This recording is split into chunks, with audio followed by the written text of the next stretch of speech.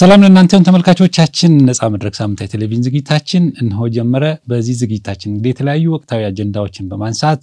በተለይ ደግሞ አከራካሪ አወዛጋቢ የሆኑ ጉዳዮችን ግራቀኝ የምንከራከርበት እንደሆነ ወይም ደግሞ የምንወያይበትም ፕሮግራም እንደሆነ ታውቃላችሁ። ይህ ፕሮግራማችን ለተወሰነ ጊዜ እንግዲህ በየመሃሉ የወጣ የገባ እንግዲህ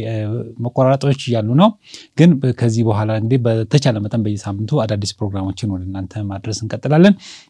ለዛሬ እንግዲህ የአንድ ርዕሰ ጉዳይን መርጫለሁ። በቤተክርስቲያን ዙሪያ በርካታ አገልጋዮች እንግዲህ በሙሉ ጊዜና በግማሽ ጊዜ የምንበለው ወይም ደግሞ በትርፍ ጊዜያቸው እሱም በኋላ እናጠራዋለን የሚያገለግሉ አገልጋዮች እየበረከቱ መጥተዋል። እነዚህም በተመለከተ እንግዲህ አንዳንድ ጥያቄዎች እየተነሱ መጥተዋል። ምክንያቱም ሰዎች ምን ይላሉ? አንዳንድ ሰዎች አይ አገልጋይ ሌላ ስራ መስራት የለበትም፣ ሙሉ ጊዜውን ለእግዚአብሔር እስከሰጠ ድረስ ሌላ ስራ ውስጥ መግባት የለበትም የሚሉ አሉ። ሌሎች ደግሞ ይመጡና አይ መጽሐፍ ቅዱስ የሚያዘው እኮ በገዛ እጃቸው እየሰሩ ነው ያገለገሉት፣ ስለዚህ ደሞዝተኛ መሆን የለበትም ከቤተክርስቲያን፣ በተቻለ መጠን ራሱ እየሰራ ራሱ መደገፍ አለበት የሚሉ ሁለት ጽንፎች አሉ። እንግዲህ ይሄንንም ማዕከላዊ የሚያደርግ ደግሞ ከቻለ እያገለገለ የሙሉ ጊዜን ይስጥ፣ አለበለዚያ ደግሞ በግማሽ ጊዜው የሚሰራ የሚል ሐሳቦች አሉ። ለነዚህ ሁሉ መነሻ የሚሆነው ወንድማችን ሐዋርያው ጳውሎስ በመልእክቶቹ ያነሳቸው ሐሳቦች ናቸው። በአንደኛ ቆሮንቶስ ላይ እና በተሰሎንቄ በላካቸው መልእክቶች ላይ እነዚህን ሐሳቦች አንስቷቸዋል። የመጀመሪያው አንደኛ ቆሮንቶስ ምዕራፍ 4 ቁጥር 12 ላይ በገዛ እጃችን እየሰራን እንደክማለን፣ ሲሰድቡን እንመርቃለን፣ ሲያሳድዱን እንታገሳለንና በገዛ እጃችን የሚለውን ስራ መስራት እንዳለባቸው መናገሩ ነው የሚሉ አሉ። ተሰሎንቄ ላይ ደግሞ ስንመጣ ሁለት ጥቅሶች አሉ። በአንደኛ ተሰሎንቄም በሁለተኛ ተሰሎንቄ ላይ አንስቶታል። ያለው ምንድነው? በአንደኛ ተሰሎንቄ 2:9 ላይ ወንድሞች ሆይ ድካማችንና ጥረታችን ትዝ ይላችኋል፣ ከናንተ በእያንዳንዱ እንኳን እንዳንከብድበት ሌሊትና ቀን እየሰራን የሚለው የእግዚአብሔርን ወንጌል ለናንተ ሰበክን ይልና ይሄንን ሲያጠራው ሁለተኛ ተሰሎንቄ ምዕራፍ 3 ቁጥር 8 ላይ በእናንተ ዘንድ በእያንዳንዱ እንኳን እንዳንከብድበት ሌሊትና ቀን በድካምና በጥረት እየሰራን ኖርንበት እንጂ ከማንም እንጀራ እንዲያው አልወሰድንም በማለት የተናገረውን ሐሳብ በማንሳት እንግዲህ እነዚህ ሐሳቦች ለማወያየት ሁለት ሰዎችን ጋብዤላችኋለሁ። ዶክተር አምሳሉ አየለ እንደዚሁም ደግሞ ወንድማችን ወንጌላዊ ዓለም ያሰፋ ሁለቱም ተገኝቷል። እንኳን ደህና መጣችሁ። ሐሳቡን ያለንም ጊዜ አጭር ስለሆነ ሐሳቡን ሰምታችሁታል። ስለዚህ አንድ አገልጋይ ሙሉ ጊዜ ነው ማገልገል ያለበት ወይስ በትርፍ ጊዜው ነው ማገልገል ያለበት የሚለውን ለማወያየት የሙሉ ጊዜ አገልጋይ ዶክተር አምሳሉ አየለ ከያው ቤተክርስቲያን ስለምትመራ መጽሐፍ ቅዱስ ትምህርት ቤት ስለምትመራ የሙሉ ጊዜ አገልጋይ ነህ። እሱ ደግሞ ያው በትርፍ ጊዜ ነው የሚባለው ወይስ እንመጣበታለን። ስለዚህ ሁለታችሁ አንተም በትርፍ ጊዜ ያለውን ነገርን ከማን ልጀምር? ቻላ እሺ የመጀመሪያው ነገር ስለ ሙሉ ጊዜ ትርፍ ጊዜ ስለሚባለው ነገር ከመምጣታችን በፊት ስለ አገልግሎት ስናወራ ሁሉም ሰው አገልግሎት ተሰጥቶታል። ያንዳንዱ ሰው አገልጋይ ነው። አሁንም እናወራው ስለ አምስቱ ኦፊሶች አንድ ሰው ሙሉ ጊዜውን ሰጥቶ ስለሚያገለግልበት ጥሪ ስላለው ሰው ነው ብዬ ነው የማስበው ነውና ከአገልግሎቱ በፊት ጥሪ የሚባል ነገር አለ። እንደሚታወቀው እግዚአብሔር ለሁለት ነገር ይጠራል። አንደኛው ለደህንነት ይጠራል፣ ሁለተኛው ነገር ደግሞ ለአገልግሎት ይጠራል። ለደህንነት የተጠሩ ሰዎች ደህንነታቸውን ካረጋገጡ በኋላ ወንጌል የደረሳቸው ሰዎች መልሰው ለሌላው ሰው ወንጌል ለማድረስ ይጠራሉ ማለት ነው። ይጠራሉ። አሁን ባነበብከው ጊዜ ላይ ትርፍ ጊዜ ሙሉ ጊዜ የሚባለው ነገር ይለያያል በተለያየ መንገድ። ለምሳሌ አሁን ጌታ ጠርቶኛል ብለህ ስትል እግዚአብሔር ይናገርሃል ከሙሉ ጊዜና ከዛ በፊት የሚቀድም ነገር ስላለውና አንዳንድ ቤተክርስቲያን ለምሳሌ እኔ ባደኩባት ቤተክርስቲያን ማመልከቻ ትጽፋለህ እግዚአብሔር ለአገልግሎት ጠርቶኛል ብለህ ላንተ የተናገረ እግዚአብሔር ለኛ የሚናገረን ስለዚህ ትታያለህ ትባላለህና የእይታ ጊዜ ነው የሚባለው። ያ የእይታ ጊዜ ምን እንደሚሆነው አገልግሎቱ ፍሩትፉል ነው ወይ ጊዜውን ሰጥቶ እግዚአብሔር እንደጠራው የሰዎች ምስክርነት የሚባል ነገር አለ። የቤተክርስቲያን ምስክርነት መጀመሪያ አሁን ቤተክርስቲያን በግልህ አገልግለ ስታይ ነው ወደ ሙሉ ጊዜ የምትጠራ። እንደሱ ነው። ጥሪውማ ይቀድማል። አንተ ተጠርተሃል፣ አንተ ነህ የምትሰማው፣ እነሱ አይሰሙልህም። እነሱ ደግሞ እኛ የምንስማው ወደሚል ነገር ይመጣሉ። መስማት ብቻ ሳይሆን አገልግሎትን ለማሳየት እኮ መድረክ ያስፈልጋል። ያንን የምታመጣው በግልህ ነው እያልከኝ ነው? አይ በግልህ ሳይሆን የምታመጣው ቤተክርስቲያን ነች ብታሰማራ። አንተ ማመልከቻ ጻፍክ፣ እግዚአብሔር ጠርቶኛል አልክ። የጠራህ እግዚአብሔር እንየው ይልሁና ቀለብ ላይ ስንመጣ ግን አሁን ወደ ከተደፋ ቢረግጡ ሃይክፋ ብለንኛ እንትን እስከምንለው ድረስ ወደ እግዚአብሔር ጠርቶኛል ብለህ መጣልና እግዚአብሔር ያብላህ እስከምትባል ሁሉ ድረስ ትደርሳለህ አሁን በዚህ መካከል የምታገለግለው ህዝብ አለና ያ ህዝብ ያይሃል መሪዎች ብቻ አይደለም የሚያዩ አንተ ብቻ አይደለም ራስህን የምታየው ሰዎችም ያዩህና ይመዝናሉ በራሳቸው ሚዛን ቤተክርስቲያን የምታገለግለው መንፈስ ላይ ነፍስ ላይ ስጋ ላይ ነው አይደለ አሁን ያንን ይዘን ቅድም እንዳልከው በገዛ እጃችን እየሰራን እንደክማለን በማንም እንዳንከብድበት የሚለው ጳውሎስ ያኔ የጊዜ ጉዳይ ነው በማን ላይ ነው የሚከብደው መክበድ ማለት ምንድነው ትርጉሙ የሚገርም አሁን ያልከው ቃል ሁለቱ እንዳለ ሆኖ እኔ ደግሞ በጣም አሁን ለሚሰሙን ሰዎች ለቤተክርስቲያን መሪዎችም ለአገልጋዮችም አንድ ጥሩ ሚዛናዊ የሆነ ጳውሎስ የተናገረው ክፍል አለ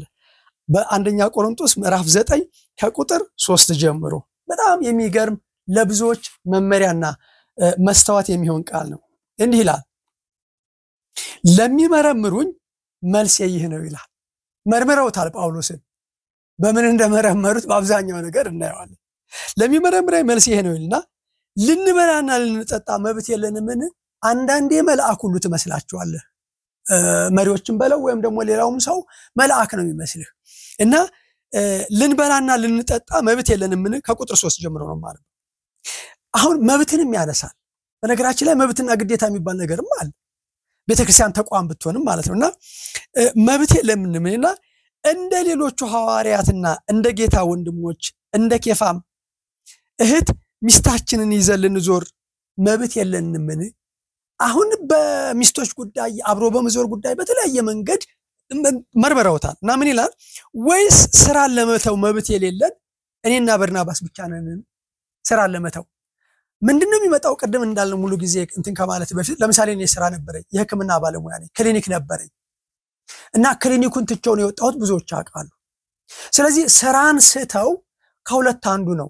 ይሰራል የሚባል ነገር ስለሚሰማ አይ ከሁለት አንዱ ምረጥ ትባላለህ እዚህ ጋር እንግዲህ ስራ ከሰራህ እየሰራህ አገልግል አይ ብለህ ካልክ ግን ተጠርቻለሁ ብለህ ካልክ ግን በተራት መደባለህ ባይዘው የጸሎት የጋራ ጊዜ አለ የግል ጊዜ አለ ስለዚህ ጊዜን ሰጥቻለሁ ብለህ እስከመጣ ድረስ ስራን ትተዋለህ ትባላለህ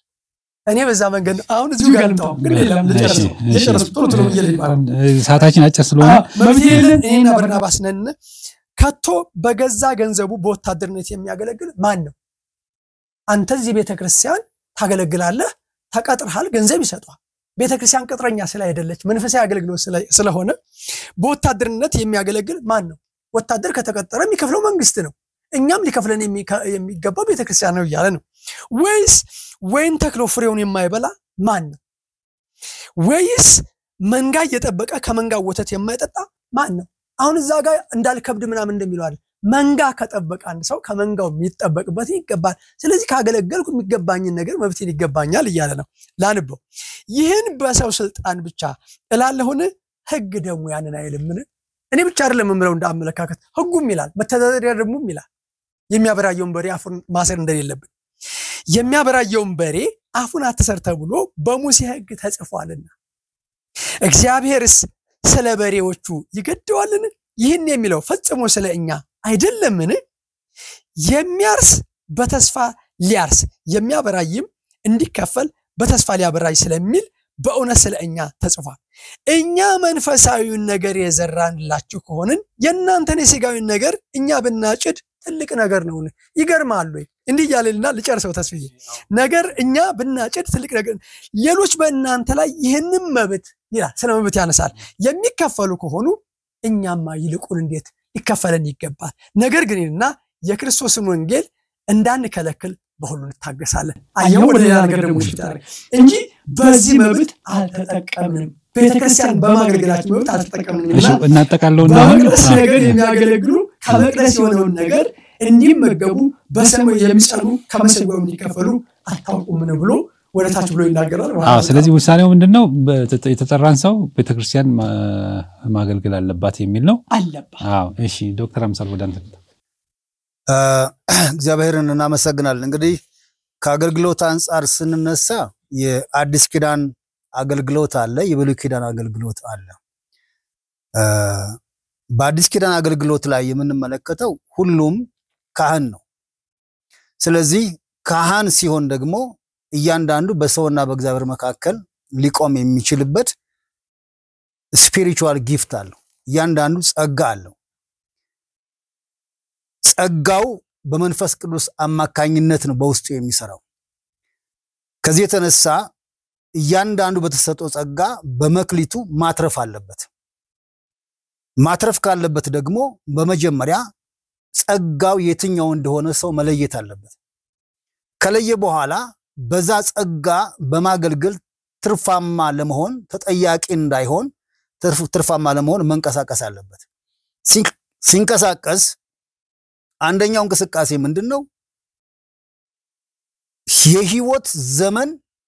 አገልጋይ መሆኑን ማወቅ አለበት። አንድ ሰው በክርስቶስ ከተጠራበት ከዛ ጊዜ ጀምሮ ክርስቶስን በየትኛውም ሁኔታና ጊዜ የማገልገል ኃላፊነት አለበት። ስለዚህ ቤቱም ያገለግላል፣ ውጭም ያገለግላል፣ በየትኛውም ቦታ የማገልገል ኃላፊነት አለበት። ይሄንን አስመልክቶ የምናየው ነገር መሰረታዊ ነገር ምንድነው? አንድ አማኝ እንደ አማኝ በግለሰብ ደረጃ ተጠያቂ የሚሆነው ራሱ ነው፣ የተቀበለው መክሊት ነው። ምክንያቱም ጌታ ኢየሱስ ክርስቶስ 1 2 5 መክሊት ተቀበለው ያሉ ሰዎችን በግል ጠይቋቸው ያልሰራበትና የደበቀው ወይም ደግሞ አገልግሎቱን ጉዳይ ነው ያላለው ሰው ወደ ጨለማ እንደተጣለ ይናገራል። ስለዚህ በማንም ኤክስኪዩዝ ልንጠይቅ የማንችለው ነገር ቢኖር ምንድነው? እያንዳንዱ አገልጋይ መሆኑን። አሁን ወደ ጥያቄው ስንመጣ መጽሐፍ ቅዱሳችን የብሉይ ኪዳንንም ስንመለከት አብርሃምም አገልጋይ ነው፣ የእግዚአብሔር ወዳጅ ነው። ሙሴም አገልጋይ ነው፣ ዳንኤልም አገልጋይ ነው፣ ዮሴፍም አገልጋይ ነው፣ ያዕቆብ ራሱ አገልጋይ ነው። እያረሱ ስራ እየሰሩ እግዚአብሔርን ግን በዛ በነበሩበት ሀገር የሚገልጡ ህዝቦች ነበሩ፣ አገልጋዮች ናቸው። የህይወት ዘመን አገልጋዮች ናቸው። አሁን ወደ አዲስ ኪዳን ስንመጣ ደግሞ ኑሯቸው ለመደጎም የሚችሉበት ስራ እንዲሰሩ ሐዋርያው ጳውሎስ የመጀመሪያውን ቤተክርስቲያንና ከዛ በኋላ ያለውን ቤተክርስቲያን እንቅስቃሴ የሚያሳየው ምንድነው? ቀደም ብሎም የተጠቀሰ ሐሳብ አለ። በተሰሎንቄም ላይ በቆሮንቶስም ላይ በተደጋጋሚ ሰዎች እየሰሩ ማገልገል ማለት በቤተክርስቲያን ውስጥ አገልጋይ አይኖርም ማለት ግን አይደለም። አሁን እኔ የምናገረው ሁሉም ሰው እንዲያገለግል አገልጋይነቱን አውቆ እየሰራ እንዲያገለግል ይሄንን ማበረታታት ይኖርብናል። ያለዚያ ውስን ሰዎች ቤተክርስቲያን ውስጥ ቀለብ የተከፈላቸው የሚገኙ ብቻ አገልጋይ እንደሆኑ የሚያስብ ትውልድ ከሆነ መጽሐፍ ቅዱሳዊ ስህተት ውስጥ እንገባለን። ስለዚህ እያንዳንዱ አገልጋይ በእግዚአብሔር መንግስት ውስጥ እንዲያገለግል ከካህንነቱ የተነሳ ግድ ይለዋል። እንዲህ ከሆነ ሰዎች የሙሉ ጊዜ አገልጋይ ትርፍ ጊዜ አገልጋይ ማለት ሳይሆን የምንጠራው ቀለብ ይከፈለውም አይከፈለውም የህይወት ዘመን አገልጋይ ነው። ይሄ ሰው ቸርች ውስጥ ገንዘብ የሚቀበለው ወይም ደሞዝ የሚቀበልበት ምክንያት ምንድነው ሲባል ከሌላ የግል ስራው ጋር ስላልተገናኘ በቤተክርስቲያን አካባቢ በአብዛኛው ጊዜውን ስለሚያሳልፍ ሌላ ገቢ ስለሌለው ነው የምሰጠው። ስራውና አገልግሎቱ ግን የካህንነቱ ጥሪ ነው እያከናወነ ያለው። ነጋዴውም፣ አስተማሪውም፣ ሐኪሙም፣ ኢንጂነሩም የትኛውም ቢሆን አማኝ እስከሆነ ድረስ የሚያገለግለው አገልግሎትን በውስጡ ያለውን መስራት አለበት። በዚህ ዙሪያ ላይ ለምንድነው ቤተክርስቲያን ሁሉንም ሰዎች ጸጋቸውን በማወቅ እንዲያገለግሉ የምታደርግበት? ይሄ ለምን ይጠቅመናል የሚለውን ሐሳብ ተናግሬ ለመጨረስ ሞክራለሁ። ምክንያት አንደኛው ምክንያት ሰዎች ሁሉ መክሊታቸውን ትርፋማ እንዲያደርጉና በእግዚአብሔር ዘንድ ባለዕዳ እንዳይሆኑ እንዲያገለግሉ ግድ ስለሚላቸው ነው። ሁለተኛ ቤተክርስቲያን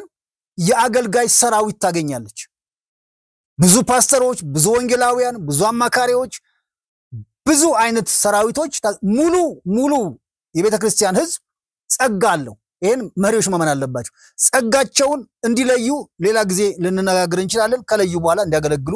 ማሰማራት አለባት። ማሰማራት ስንል ደሞዝ ትክፈል ማለት አይደለም። በጸጋቸው እንዲያገለግሉ አሳይን ማድረግ አለባት። ፓስተርም ከሆነ ያን ቅባት እግዚአብሔር የሰጠው ስለሆነ አፕሩቭ የምታደርገው ቤተክርስቲያን ስለሰጠችው ሳይሆን ስላለው ነው። ስለዚህ ያንን ጸጋ አፕሩቭ ማድረግ አንድ ነው አፕሩቭ አለመደረጉ ደግሞ እንዳያገለግል አይጋርደው ጸጋው ነው የሚገለጠው ስለዚህ ሰራዊት ታገኛለች ሌላው አማኝ ሁሉ ቤተክርስቲያን የኔ ናት ይላል አገልጋይ የቤተክርስቲያን ባለቤት ክርስቶስ ከሱ ስር ያለ ኃላፊነት ያለበት እንደሆነ ይገባዋል ሌላው ቤተክርስቲያን በመጣኔ ሀብት የተሻለ ገንዘብን አግኝታ የተለያየ የወንጌል ሥራ መስራበት መንገድ ሰዎች ሁሉ ከቤተክርስቲያን ገንዘብ እየወሰዱ ሳይሆን ለቤተክርስቲያን ሰጠው ቤተክርስቲያን የወንጌል ተከላዎችን በተለያየ መልኩ እንድታደርግ ፋይናንሻሊ አቅም ታገኛለች ሌላው በስልጣንና በሹመት የሚደረግ ሽኩቻ ቤተክርስቲያን ውስጥ እንዳይኖር ያደርገዋል ሁሉም በጸጋው ነው ሁሉም እየሰራ ያገለግላል የሚያስፈልጋቸው ሰዎች ደግሞ ካሉ ቤተክርስቲያን ታስቀምጣቸው ሊኖር ይችላል ሌላው ሁለተኛው ምናየው የሚያገለግሉ አማኞች በመክሊታቸው ትርፋማ እንዲሆኑ ከፍተኛ የሆነ እርዳታ ስለሚያደርግ ይሄንን ቤተክርስቲያን አውቃ እንድታደርግ ነው ከዛ ውጪ ግን ትውልዱን የሚመጣውን ትውልድ ቤተክርስቲያን ለመግባት የሚችለው በር ሲከፈት ነው አገልግሎት እንዳለ ማወቅ መቻል አለበት ከዛ ውጪ እንግዲህ በሚሽነሪነት ዓለም አቀፍ አገልግሎት ለማገልገል የሚያስችለው ሁሉም አገልጋይ ጸጋውን አውቆ ሲንቀሳቀስ ነው በጣም ጥሩ እንግዲህ አሁን ሁለታችሁ የተለያየ ሐሳብ አምጥታችኋል አንደኛው እየሰራ ማገልገል አለበት አንደኛው ቤተክርስቲያን ማሰማራት አለባት የሚል ሐሳብ መጥቷል በማሰማራቱ ላይ ምናልባት ዶክተር አምሳሉም ልዩነት ያለ አይመስለኝም ምናልባት ማኔጅ ማድረግ አለባት ግን ራሱን መቻል አለበት የሚለው ነው የዶክተር አምሳሉና እዚህ ላይ እስቲ አገልጋይ ስንል ምናልባት በጣም ሰፊ ስለሆነ የትኛውን አገልጋይ ነው አገልጋይ ሲባል እኮ ብዙ ነው ዘማሪውም አገልጋይ ነው ጸሎት አገልጋዩም ነው ሰባኪውም አገልጋይ ነው ብዙ ጊዜ ግን ኛ ፎከስ የምናደርገው አገልጋይ ሲባል ሰባኪው ነው ወይ አስተማሪው ነው ከዛ ይዘለለ ብዙ ጊዜ አናስብም እና እናንተ አሁን አገልጋይ የሚለውን ኮንቴክስት መስጠት ስላለብን የትኛውን አገልጋይ ነው አገልጋይ ብላችሁ የምትጠሩት በዚህ አሁን አንተ በተናገርከው እኔ በተናገርኩት ነገር ላይ አገልግሎት ብዙ ጊዜ እንደምንለው በቀጥታም በተዘዋዋሪም ብዙ ነገር እናገለግላለን በስብከት እናገለግላለን በጸሎት እናገለግላለን በመምራት እናገለግላለን በመስጠት እናገለግላለን ለዛኔ ጸጋ ስጦታዎቹ የተዘረዘሩ ገባያው ቅድም ስትናገር አሁን ካንተ ደሞዝ መክፈል አለባት ወይም ደግሞ ቀለ መስፈር አለባት ስትል የትኛውን አገልጋይ ነው እዚህ የሐዋርያ ሥራ ምዕራፍ 13 ላይ ይሄው ጳውሎስ እንዲህ የሚል ነገር አለ በአንጾኪያም ባለችው ቤተክርስቲያን ሐዋርያ ሥራ ምዕራፍ 13 ከቁጥር 1 ጀምሮ በአንጾኪያም ባለችው ቤተክርስቲያን ነቢያትና መምህራን ነበሩ እነርሱም በርናባስ ኔጌር የተባለውም ስምዖንም የቀሬናውም ሉኪዮስም የአራተኛው ክፍል ገዢ የሄሮድስም ባለሟል ምናሄ ሳውልም ነበሩ እነዚህም ጌታን ሲያመልኩና ሲጦሙ መንፈስ ቅዱስ በርናባስና ሳውልን ለጠራኋቸው ሥራ ለዩልኝ አለ በዚያን ጊዜም ከጦሙ ከጸለዩም እጃቸውን ከጫኑ በኋላ አሰናበቷቸው ምንድነው የጠራቸው ሥራ ለጠራኋቸው ሲል ምን እዛው ቁጥር 4 ላይ እነርሱም በመንፈስ ቅዱስ ተልከው ወደ ሴሌውቂያ ወረዱ ከዚያም በመርከብ ወደ ቆጵሮስ ሄዱ በስልማናም በነበሩ ጊዜ በአይሁድ ምኩራብ የእግዚአብሔርን ቃል ሰበኩ አገልጋይም ዮሐንስ ነበራቸው ይላል አሁን ይሄ ቀደም ካልኩትም ጋር በዚሁ አጋጣሚ አሁን የብዙ የቤተክርስቲያንም ችግር ምንድነው የተጠራ ሰው ማለት ነው ቀደም እንዳልኩት ለአገልግሎት የተጠራ ሰውና ለደህንነት የተጠራ ሰው ለአገልግሎት የተጠራ ሰው ጊዜውን ሰጥቶ ለሚያገለግል ሰው መንፈስ ቅዱስ ለጠራኋቸው ሥራ አለ ያ ሥራ ምንድነው ወንጌልን ለፍጥረት የሚሰብኩበት ሥራ የስብከት አገልግሎት ነው የሚናገረው እና እነኚህ ሰዎች የሚገርመው አሁን ሰው የተጠራውና ያልተጠራውን አገልጋይ መለየት ያቃታት ቤተክርስቲያን በመንፈስ ቅዱስ ከመንፈስ ቅዱስ ያለን ግንኙነት መላላት ነው ስለዚህ ምን ይላል ለጠራኋቸው ሥራ ለዩልኝ አለ ሥራ አለ ለዛ ሥራ መጠራት ይጠይቃል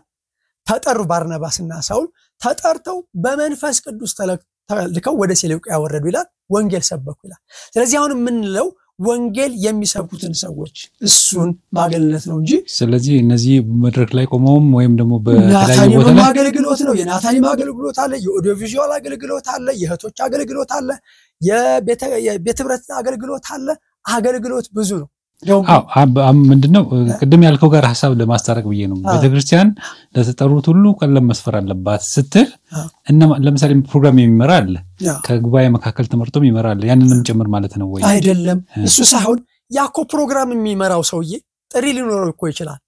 በዛን ወቅት ላይ ሆነ ይችላል ግን አሁን የተሰጠውን ሥራ በቤተክርስቲያን እንደ አካል ያከናወነ ለሚሰማን ግልጽ እንዲሆን ይሄን አገልግሎት ላሉ ሰው ቀለም መስፈር አለበት ብለህ አሁን አንተ ስትናገር አስተማሪዎችን ብቻ አልከኝ አይደለም አስተማሪዎችን ብቻ ሳይሆን በቤተ ክርስቲያን ውስጥ እኮ በአጠቃላይ እንደ አካል ነው አይደል የሚመስለው አንዱ አይን አንዱ ጆሮ አንዱ መስማት ነው አይደል የተለያየ መሆኑን እዛ ጋር ታያለ እነዚህ የተለያዩ ሰዎች የተለያየ አገልግሎት ያገለግላሉ በቤተ ክርስቲያን መሪዎች ይመራሉ የተጠሩ ናቸው ያልተጠሩ ናቸው እሱም ራሱን የቻለ አከራካሪ ነው አው የኛው የዚህ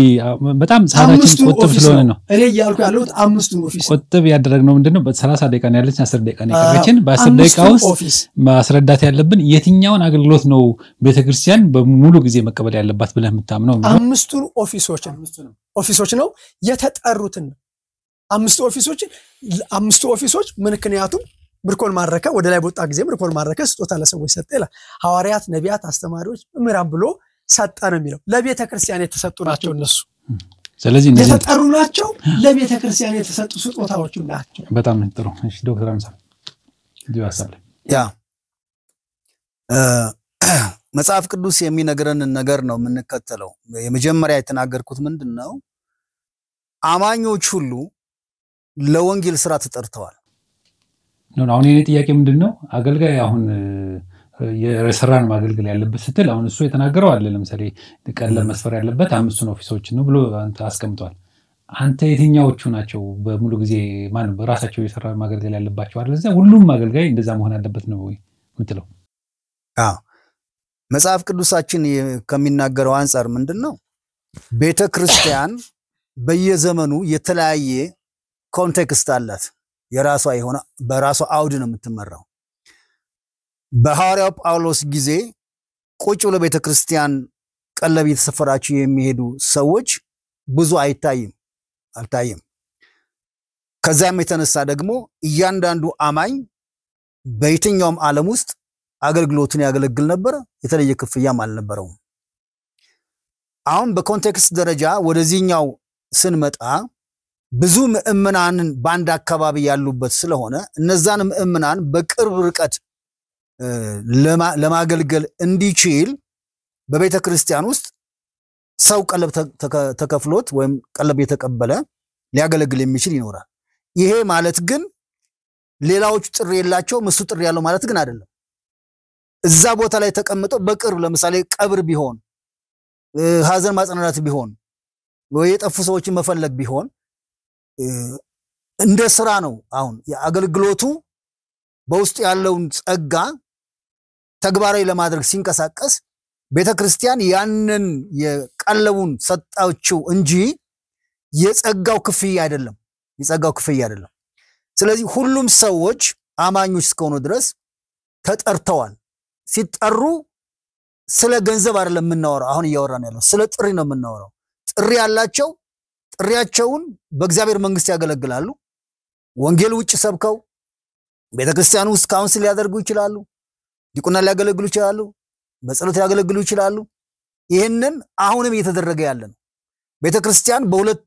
ፓስተሮች አይደለም የምትመራው ሁሉም አማኝ እያገለገለን ቤተክርስቲያን ያቆማት ስለዚህ በዛ መልክ እንዲታይና የኔ ጠንከር አድርጌ የምናገረው ቤተክርስቲያን ምእምኗ በሙሉ የተጠራና ውስጡ ጸጋ እንዳለው አውቃ ያንን ጸጋ ደግሞ ለአገልግሎት እንዲውል ሪኮግኒሽን መስጠት አለባት ያ ሲሆን ትውልዱ ሁሉ ለማገልገል ቦታ እንዳላውቆ የእግዚአብሔርን መንግስት ሊያገለግል ይችላል የቤተክርስቲያንም ሸክም ይቀላል በስልጣን ያለው ሽኩቻ ይቀላል እግዚአብሔርም ደግሞ ብዙ የአገልጋይ ሰራዊትን ለቤተክርስቲያን ይሰጣል ስለዚህ ሁሉም ተጠርተዋል ቤተክርስቲያን ውስጥ ግን አስፈላጊ ሰዎችን ታስቀምጥ ትችላለች ያም ቅድም ባልኩት መልኩ ስለዚህ ሁለት ቦታ ከፈልካቸው ማለት ነው ሙሉ ጊዜ መስጠት ያለባቸው አሉ እንደገና ደግሞ የሰሩ ማገልገል ያለባቸው አሉ ብለን እኔ ሙሉ ጊዜ አይደለም ምለው ቀለብ የሚከፈላቸው እንጂ ሁሉም ሰው የህይወት ዘመን አገልጋይ ነው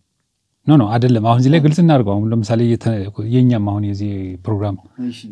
ርዕሱ ምንድነው ሙሉ ጊዜ የምንለው ሙሉ ጊዜውን ጧት መጥቶ ልክ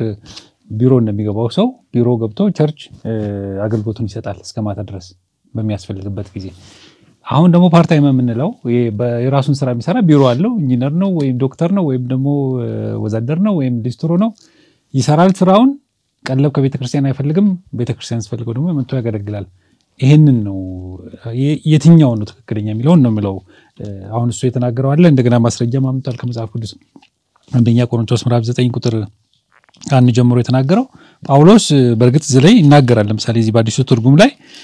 ጥረንና ግረን ነው የሚለው ጥረንና ግረን ወንጌልን ሰብክ ነበር ይላል ግን እኛ መብታችን ሆኖ ሳለ መብታችን እንተው ነው ስለዚህ መብቱን መተው ይችላል እንጂ መጽሐፍ ቅዱስ ግን የሚለው አንድ ቤተክርስቲያን ለአገልጋዮች ሁሉ ቀለብ መስፈር አለባት የሚል ነው የዚላይ ያላሰ ለአገልጋዮች ሁሉ ቀለብ እንድትከፍል መጽሐፍ ቅዱስ አይደግፍም ማለት አገልጋይ ማለት ሁሉም አማኝ አገልጋይ ነው ያ ማለት ሁሉም አማኝ ባመነ ቁጥር የቤተክርስቲያን ተከፋይ እንዲሆን መጽሐፍ ቅዱስ አይለንም ሐዋርያ ጳውሎስም የሚለው ሐዋርያ ሥራ 15 ከ1 እስከ 4 ባለው ክፍልም ጳውሎስ በጳንጦስ ከአቂላና ከጵርስቅላ ጋር እንደተገናኘና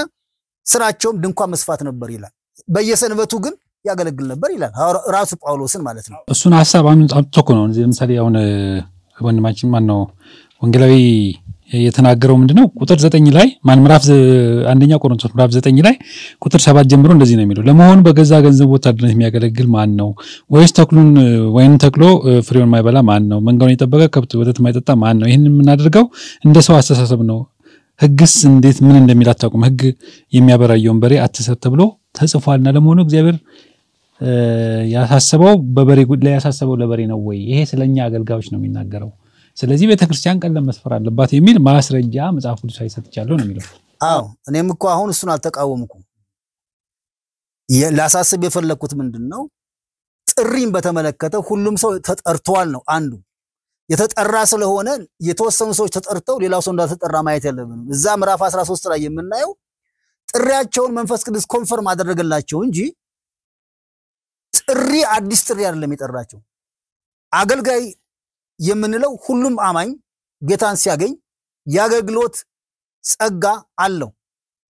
ይሄንን ጸጋ አፕላይ ማድረግ እንዲችል